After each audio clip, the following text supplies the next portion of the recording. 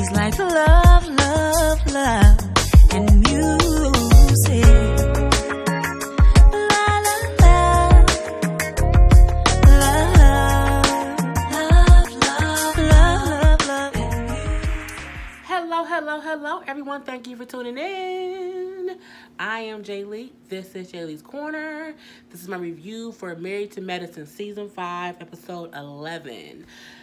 Man, look, I have been busy today. My thing was I wanted to get 6 reviews done.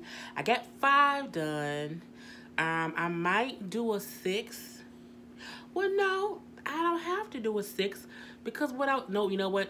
I'm going to still do a 6 one, so don't even worry about it. But it won't be up until later on Sunday. But I hope everyone was having a great weekend. Y'all won't see this until Sunday, even though it's still Saturday. But yeah, wonderful weekend. I look tropical, as I've said in each video, because it was a little warm in Detroit. It was like 30-something degrees, almost 40 degrees, and I want to feel tropical. So I threw on one of my little sundresses or whatever. So you know what I'm saying? I feel lovely. But yeah, I just can't wait for the summer. I can't wait for this. I can't wait for our weather to get to like 70.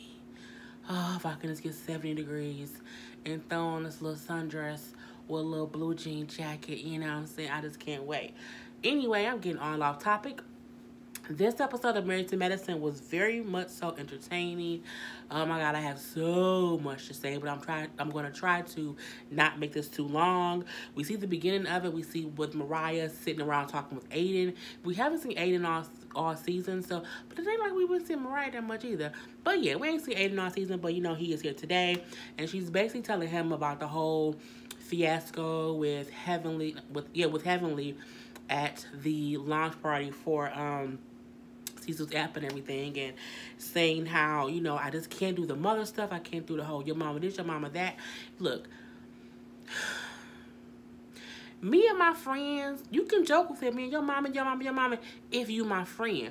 What you won't ever do is say my mama nothing if we ain't cool. If we ain't cool, if you know we have issues, don't you talk about my mother, okay?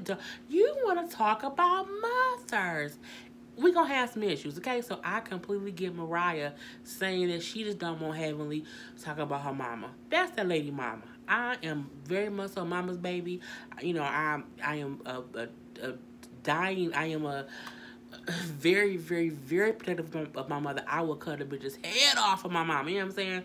So I can get Mariah's anger, and a person who she kind of beefing with, Heavenly, consistently saying your mama this, your mama that, or whatever. So I completely get that. You know, Mariah saying, I feel like when I'm around ladies, I can't say anything. Anything I say will be used against me in the goddamn court of law. I just add that whole part. You know, but it's like I feel like I have to just be, you know what I'm saying, mute and cute. I got to come around and be cute, but I can't say shit. I have to be mute. I don't think you have to be mute, but I do think that when you say it at your damn party that, you know, Toya they never said nothing crazy about your mama, it was a dig in one way or the other at Heavenly. And if you can just say, I can see how y'all saw it that way, my bad. You know what I'm saying? At least say that little bit of amount. But you just blatantly deny it as if it's just comical or just crazy that they would even think it is the reason, you know, it's the whole thing. But, you know, I don't really give a fuck. So, we also see Heavenly, and she didn't FaceTime Jewel. Jewel, you know, Mr. Tankard on the whole little, you know, husband-wife date or whatever. But, you know, they're still talking. And she's like, you know, I didn't cuss Mariah out. Jewel like, oh, my God. Jewel, girl, why I think you wonderful in what you do, you might not want to be letting people know that you work with Heavenly, because she making you look bad, but she making it look as if you don't know what you're doing, and whatever you trying to do ain't working, because you have to consistently talk to her, and she has to consistently tell you what she's doing wrong on her goddamn spiritual walk.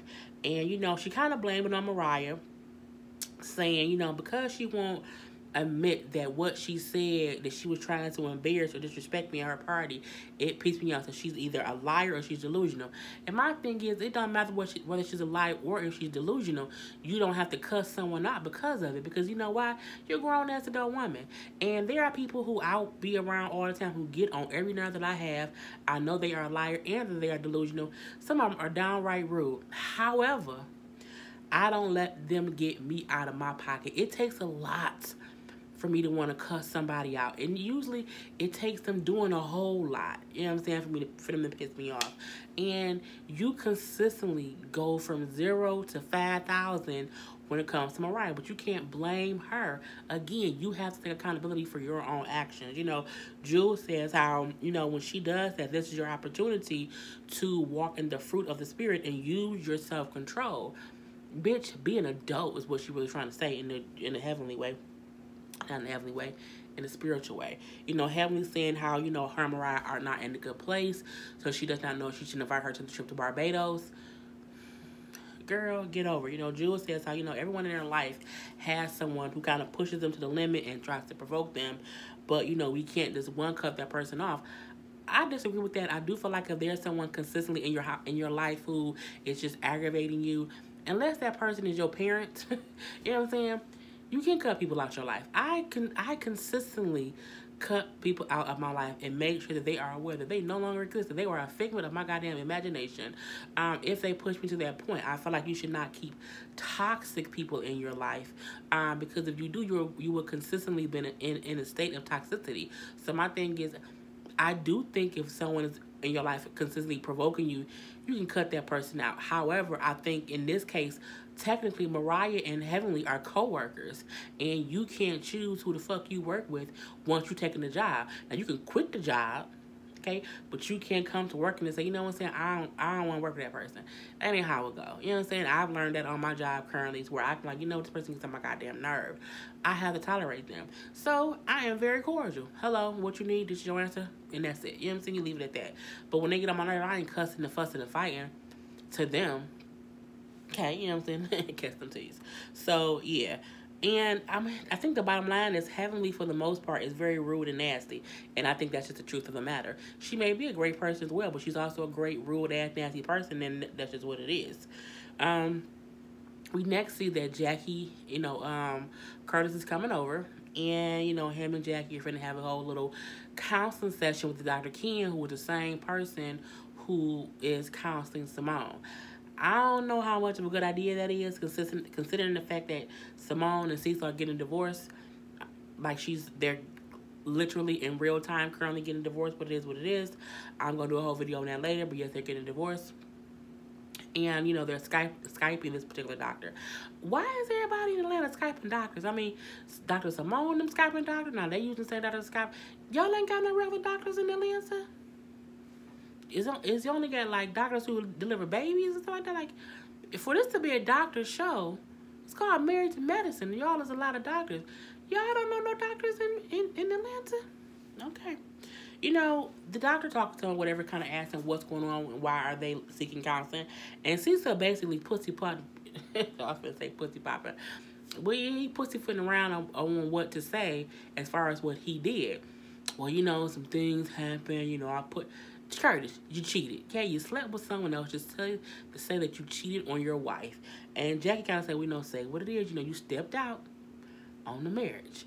He like, yeah, you know, I did. You know, was involved with a whole other lady. And, you know, I cheated. And he like, but that situation is over. And Jackie kind of asked that she's hoping for them, you know, not to be walking around. And she's walking around not trusting him if she takes him back. And that's a good, honest thing to say to the therapist. I really do believe that. And the doctor then brings up how he does not believe in basically going over the details. Now, when he said that, Jackie said that she disagreed, that she said she felt like sometimes you need to go over the details so that you know what happened and you don't make the same mistakes. And I wonder that the doctor mean we don't have to go over the details of him cheating. Like, meaning, where you meet her at? How long was you talking? I hope he meant them details and not the details of how you got to the point. Because you do have to talk about why you cheated, not talk about how you cheated. but why did you do it? And so Curtis says that he feels like he felt lonely in the marriage, like he was not wanted, and saying, and also life wasn't great at home. I mean, life wasn't great, and neither was his work life. So I'm like, you drive on the fancy ass cars, you spending Jackie goddamn money. So, Jackie then says how she feels bad that she allowed there to be such a distance taking place between them two, that she feels bad for that. And Curtis does try to say, like, I don't want you to feel guilty about that. And she's like, well, no, I'm not taking all the blame, and I'm not taking any blame for what you did. What she was saying was, I allowed us to get so far apart that you went and did something. What you did was totally on you. But I still allowed that much space to make you think that what you did was what you needed to do. And, I think that's true. So the doctor's like, hopefully, if they can work towards the future and build trust again. And he like, I need y'all to look at each other and, kind of say what y'all hope to happen. Curtis says how, we have a future and I'm looking forward to it. Now, here's pretty simple. And Jackie was like, and my response is, I know there's a future, but hopefully it's between me and you. Let them know, Jackie, that, there's always a future. That's the truth. The question is, will our future consist of each other being together? And she also says how, I want to be sure that going forward, we're not going through this path again. Mention, you can't cheat no more, homie. You got your one and done and you out. You can't do it anymore. So, what I'm saying? Hopefully you realize if there is a future between us, we can't go this route no more. This route is closed. The bridge just blew up. Wile E. Coyote and the Road Runner then blew it up with the whole Acme bombs and stuff like that. It's done with. Okay, it's done. And I'm like, okay. We see a little short clip with Mariah, not Mariah, it's with Heavenly at home, packing up her clothes and stuff. Her and Damon were talking about packing clothes and everything. And we see what Heavenly says, that she called Mariah and she invited Mariah on the trip.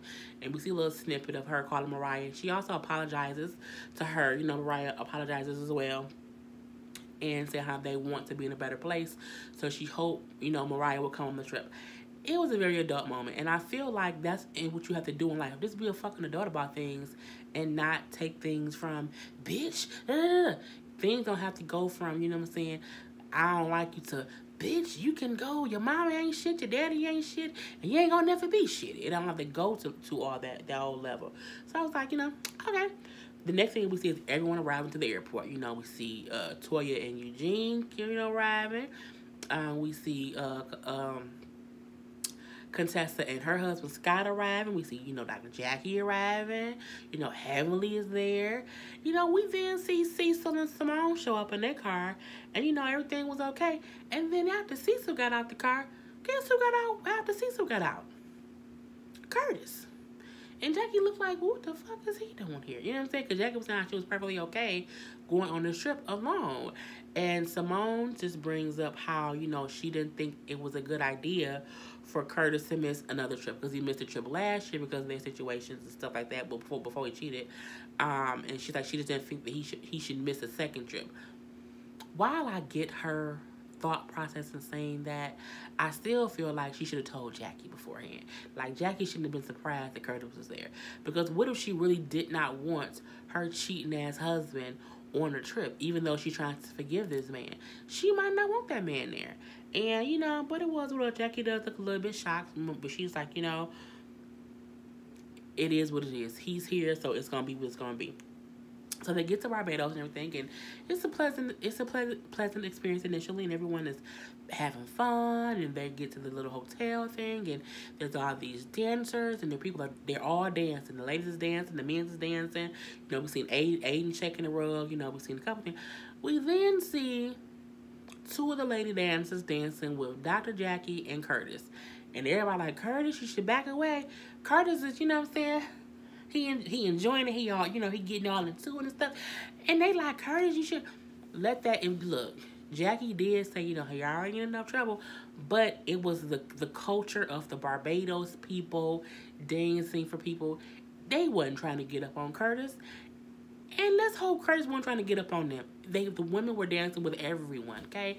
And while I get that Curtis is cheating on Jackie, y'all can't make it seem as if this man can't have any fun.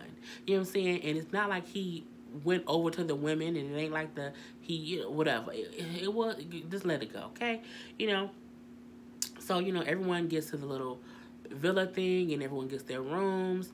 Honey and Jay, Heavenly said because she didn't know that Curtis was coming, she kind of had to improvise a little bit. She's like, since I know they not having sex, she put Jackie and Curtis in a room with 2 twin beds. First of all, Curtis can't big more fit on that goddamn bed in the middle of the moon, because Curtis ass 18 feet tall. So I'm like, his feet is going to be hanging off that damn bed. They're going to put the damn chair at the end. Curtis too damn tall for that bed, Heavenly. But I'm like, hey, it is what it is. So, Jackie does say, he should be happy that he's on the trip, let alone in the room with me.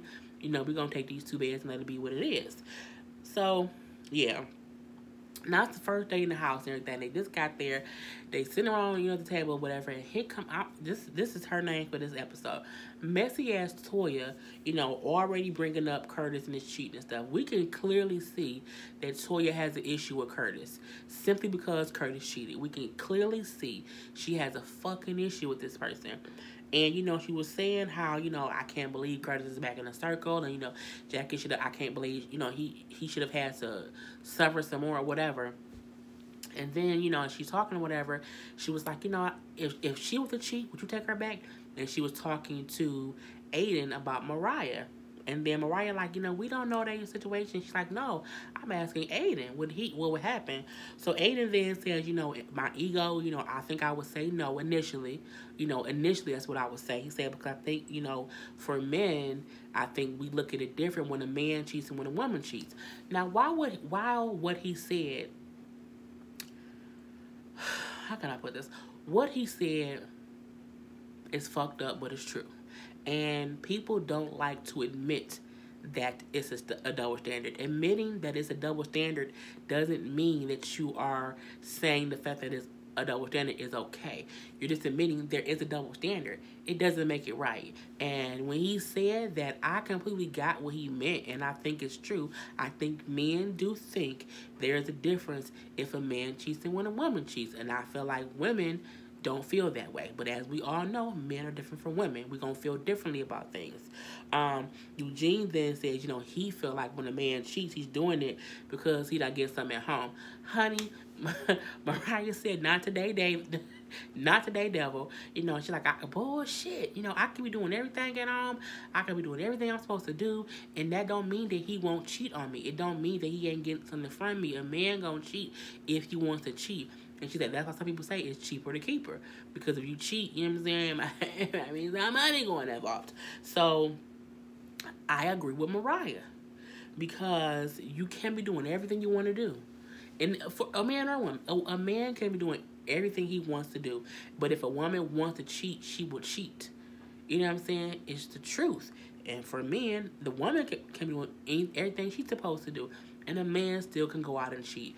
People cheat for many, many different reasons. But there is a true thing to where men do not think a woman cheating is as forgivable as a man cheating. And as I said, it does not make it right. That's just a true double standard. It is what it is. So, from their conversation out on the balcony or whatever, we then have inside, Simone, Jackie, Quad, Dr. Gregory, I think Cecil was in there, and so was Curtis talking, and Simone realized that Jackie not wearing her ring. Now, to my knowledge, Jackie ain't been wearing that ring for a minute, but I can't remember, so when Simone mentioned it, how she wasn't wearing a ring, and, Curtis like, no, we'll talk about that later. I think Simone then said that might mean she need a new one. Jokingly talking or whatever. Honey, here come Quado, I don't love my husband ass, talking about, what, that's the problem. People think jewelry, think giving jewelry is what a person want instead of giving them what they actually need. Jewelry means nothing. Quad seems like the person who married and she just don't want to be married. She's going to just make everybody miserable, and she just going to have all the issues in the world, and she don't want no solutions. That's what Quad is. Gregory saying how, that's our issue. You know what I'm saying? I feel like I'm doing everything I need to do, but, there's still something wrong, so I don't know. And then, Quad was like, yeah, because it's just not about, that. I think at one point, Jackie said, well, sometimes, Gregory, it's not about you thinking you're doing everything right. You might not be. You have to like listen. We see Curtis and like me and Jackie for the longest kept talking at each other and we weren't listening to each other. And then Quad was saying something. And when she was saying it, she sounded kind of sad. And Gregory then reached out to her, put his arm around her, pulled her into him, and like was trying to kiss her cheek to give her affection, to give her comfort. This bitch said, I don't need no kiss from you. And I'm like, well, what the fuck is this shit? And then Jackie was like, but no, Quad, that's emotional support he trying to give you. And she say, Jackie, back up. I don't need no emotional support. No, I don't need I don't need any affection. And I'm just confused because Quad has said, I want to feel emotionally supported from her. I don't think he supports me emotionally. She says things that she needs. And then when he tries to do them in this aspect, he tried to give her emotional support by pulling her into, he tried to support her. You know what I'm saying? Just by saying, okay, I think she's done something. Let me let her feel love. Let me pull her into so she can see. That's how people sometimes make you feel support. Because if I can't touch you, or if I can't just say, it's okay, baby. You know what I'm saying? Or whatever. What the fuck you want me to do? Do you want me to send some goddamn sensory eyeballs at you and make you read me some telepathic shit? Like, what do you want the man to do? I was like, what kind of fake and fugazi bullshit is Quad trying to pull? And I'm like, what the fuck do you want, homegirl? I don't get it. And Quad in the confessional was saying how, I feel like you avoid the issues in our marriage and you put everything on me. And he's like, well, I feel like you do the same thing. You know what I'm saying? He said, I feel like we have to both make changes and work on things. And she said, I've been working on stuff. And he was like, well, that's not true. Again, Quad consistently tries to blame Greg. Let's be honest and call a spade a spade. And I ain't saying Gregory ass is perfect at all. I'm not saying that. What I'm saying is, no matter what, and Jackie said it too, no matter what Gregory tries to do, tries to say, Quad has something against him and against what he's doing or against what he's saying. Quad don't respect her husband. Quad don't love her husband. Quad don't want her goddamn husband. That's the motherfucking problem. And she's trying to figure out, how can I get out of this marriage and make myself look like the victim so that I can then parlay that into something. That's what Quad is doing. Quad is trying her best to give herself an additional 15 minutes of fame for when she divorced her damn husband. And she also wants to make him look like the culprit. That's what Quad is doing. And, Quad, we're not in a good place in our marriage. Clearly, y'all not. Clearly. But it's also very clear that you really don't want to fix it. You want to fix it to make it look like, well, I tried. It's the equivalent of burning down your ex-boyfriend's house. And you say, I tried to help him, I cut the water hose on, but bitch, the water ain't on at the house though. So how you trying to put out a burning fire when the water in the house ain't on? You know what I'm saying? It's that kind of stuff. Quad is making things blow the fuck up. She want to blow everything up. And she wants to make it seem like she's trying to fix it by saying, we had a whole marriage counseling thing with our friends. I tried to fix it. I told him before I needed some emotional support. I tried to fix it. But when he gave your ass a fucking hug and a kiss, bitch, you push your goddamn husband away. Girl, I can't deal with it. It is what it is. So we see a little small scene with Toya and Mariah talking in the room or whatever. And again, Toya has an issue with Curtis.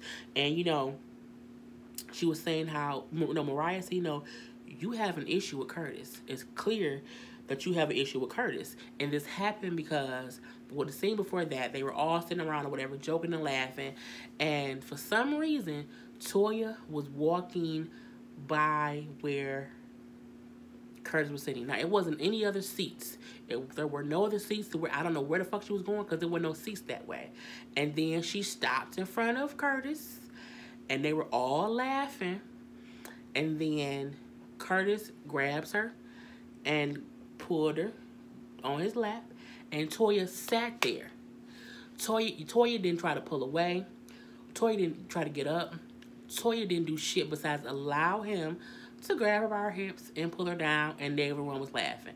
You know, Heavenly said, I don't like that, you need to get up. But my thing is, they showed her to where Toya sat there for a good 10 seconds. A good 10 seconds, bitch. And I'm like, she gonna just keep sitting there? I found it uncomfortable. Not that he pulled her down on his lap. I thought it was, a little bit much. I was more flabbergasted at the fact that Toya stayed there, and that when he grabbed her, she didn't, one, pull away. She didn't, two, sit on his knee.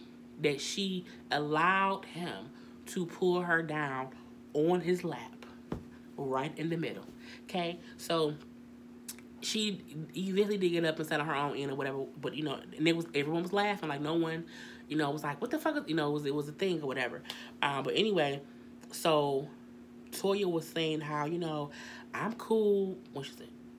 Jackie cool, I'm cool. But you know what I'm saying? He grabbed me by my waist. You know what I'm saying? How was she okay with that? And my thing is, it's as if Toya is trying to make situations happen to make Jackie not be okay with Curtis. That's what it seemed like to me. Okay? That's my personal opinion. And I don't think she's doing it like on a repetitive thing. I think she was like, let me let Jackie see something that she shouldn't like, and then she would be mad at Curtis again. That's what it seemed like Toya was doing. And Mariah was like, look, not all married people tell you everything going on in their marriage, so we don't know what's going on. You need to just let it go. So I'm like, okay. So from there, we see everyone on the beach about to have dinner. They all dancing, having fun. It was surprising because even when Mariah got up asking Simone, can I dance with you too, Simone? Quiet said, you can dance with me, and was smiling. I'm like, Quiet gotta be real drunk to be nice to Mariah. Let's be honest, because it is what it is. So the next thing we see, messy ass Toya, and she talking to Simone, and she like pulled it to the side. She's like, did you see Curtis pull me into his lap? Honey, Simone said, what I did see is that you didn't get up. And, you should have gotten up. And I completely agree. And again, saying that does not negate what Curtis did. Saying that means if you felt he was doing something wrong, why did you sit there? You stayed your ass in that man's lap. You fucking sat there for a good 10 seconds, okay? Let's not get that misconstrued. Toya saying, he should know he was wrong. Curtis, I think, don't realize he not at a point where he can freely joke with the group like that. I think Curtis is happy, and I think either Simone or Quad said this. Curtis is happy to be back around the group, and he's acting not as if nothing happened, but I think he's trying to act as normal as he can. And Toya is pissed off, so Toya can't see that. But what Simone said, what Trisha said, if he pulled you down, you should have stopped him dead in his tracks before he even got you down, and you should not have sat in his lap. And I completely agree. And I feel like Toya, again, did it to make Jackie feel some kind of way. I think she wanted, not to even hurt Jackie, but she wanted Jackie to realize, he cheated on me, and what he did was inappropriate. I should be mad at him. That's why she did it. And, I feel like Toya trying to blame Curtis as if she didn't stay fucking seated. And I'm like, that's my whole point. We then see Quiet walk up, and Quiet like, you ain't giving Curtis any slack. It's crazy. She's like, you just don't want to make him feel good, like make him feel comfortable, and you're not giving him any slack. And then Toya said, well, I watched my dad cheat on my mom. And that was it right there. That was that kicker. Toya, that ain't your damn daddy. Okay? He might be old like your daddy, but that ain't your daddy, and you can't treat Curtis bad based on something. My battery always low. You can't treat. I'm trying on the fly. I don't care. You can't treat Curtis bad based on some shit your daddy did to your mama. It's two different situations, and Jackie ain't your mama, and Curtis ain't your daddy. And I'm like, to act as if, because she's like, I don't want Jackie taking him back, and he can consistently cheat on her. Curtis ain't your daddy, bitch. He ain't, and you can't put Jackie in the shoes of your mother. Every man who cheats on his wife is not another man who cheats on his wife. It's different scenarios, different situations. You never know, and you can't make a wife feel like what you know is best, cause your husband ain't cheating on you, as far as we know. We don't know, and you don't know the ins and outs of what happened between your mom and your daddy. So you, again, can't put your childhood traumas and feelings onto a whole different couple. You can't do that shit. So we see a little scene where Heavenly was having them do like a little newlywed type game, ask questions, see if they can match up the answers. And look, Quad was draining was draining all my energy. We can consistently tell that she don't want her husband, she don't love her husband, she don't want to be married. It was a question when they said, who's the person who would say, not tonight. And she said, it'd be me. She's like, it's plenty like I told him, don't touch me. Quad and Gregory tonight was uncomfortable to watch. And I think if anybody did not know they had marital issues, well, they ass know now. Jackie and Curtis played, and it was cute. You know what I'm saying? They had matching answers. And I think the fact that Curtis cheated on her doesn't negate how long they've been together and how well they know each other. And, they're, again, trying to get back to where they were. So, it was a pleasant thing to see them be able to answer the questions and laugh about things and everything. Toya should need to stop bringing up Eugene masturbate. When they asked the question about, is the sex slow and steady or fast and furious, he said he was fast and furious. She said he's slow and steady with her, but I think he said slow and steady. And then she said fast and furious because when he masturbates, he fast and furious. Why you keep bringing this man masturbating in front of your friends? I mean, that is just, even though we know that, people masturbate and it is what it is, it's a natural human bodily action. I don't want to keep hearing about your husband masturbating. I don't give a fuck. So please stop bringing it up. It's just stupid. Contessa and Scott, I love them. I love their relationship. I think they're so cute. Even in their confessional scene when he was like, you know what, she just turns me on, and I'm like, aw, so cute. And it's like, the air turns him on, and he inhaled. I was like, I love them. I love theirs. This is just very, very cute. So we see how, I think, of course, Quad and Dr. G lost, and not surprisingly, but Jackie and Curtis won. But I'm like, as I said, them having the issue don't mean they don't know each other. So we then see at the end of it how Heavenly kind of goes to talk to Quad, because she's like, I didn't know their marriage was so bad. I didn't know that. I didn't know they needed this much help. And she goes up to him. She's like, she was like, I just want y'all to be happy. I think we all want y'all to be happy. You know what I'm saying? And if I can help, just let me know. And Quad was like, can't nobody help us? Nobody. And I'm like, well, damn it. Did you gave up? Okay, well, we're gonna leave it at that. The last thing that we see is Toya asked Jackie if she can talk to her. So they kind of walk off to the side or whatever on a little beach and have a seat. And, she's like, when Curtis pulled me into his lap, I couldn't find it funny. And she was like, I just wonder how you felt about it.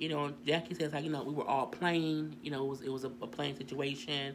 And, him doing that didn't bother me because I trust you. So, I wasn't, I definitely didn't kind of way about it. And Toya's like, what, I want you to trust him. Again, Toya, girl, what the fuck is you doing? And then Jackie says something, when I chose to forgive Curtis, I had to really forgive him, and I have to put my trust in where I'm not walking around checking his phone, trying to figure out his every move. I have to really actively forgive him, and that's what I did. And it's like, and I have to trust him around my friends. Like, I wouldn't be with him. I refuse to not trust him with my friends. And I think that's totally valid. And, Toya then said how, at her confession, she said, I feel like I get that she forgave him and she has to do that to move forward. However, I feel like she needs to keep a very close eye on him. And, it shows how immature Toya is to say little stuff like that, because especially when she was like, I want you to trust him. You have nothing to do with what's going on in that lady's marriage. None at all. And while you can have the best intention for wanting them to be better, you don't really want them to be better because you mad that she's forgiven him and she's trying to trust him so quickly. You want her to make that man suffer because you feel like that's your damn daddy, and that's not fair. Jackie says how she with her friends would kind of just back off a little bit and, let her figure things out on her own, because she's like, they're consistently giving their 2 cents about what she should do based on what they would do. And she don't need that. Sometimes you have to just let your friends live their lives and make their own decisions. Jackie then says to Toya, I don't need you to worry because I'm not. And it's the thing of Toya trying to worry about Curtis for Jackie, and she feel like Jackie ain't worried enough. So let me give her something to worry about. And she's like, I don't need you to worry for me. I'm not worried. It is what it is. And that's how the episode goes off. So, it was a really good episode. Toya get on my goddamn nerve a lot, and so did Quiet. So, I think them two was my new freaking frack for this particular episode. And they need to go sit their ass down somewhere. Quiet, just go ahead and divorce your husband, get it over with. And Toya, quit before Eugene cheat on your ass. And I'm gonna leave it at that. So, thank you guys for tuning in. Until next time, I am Jay Lee. This is Jay Lee's Corner.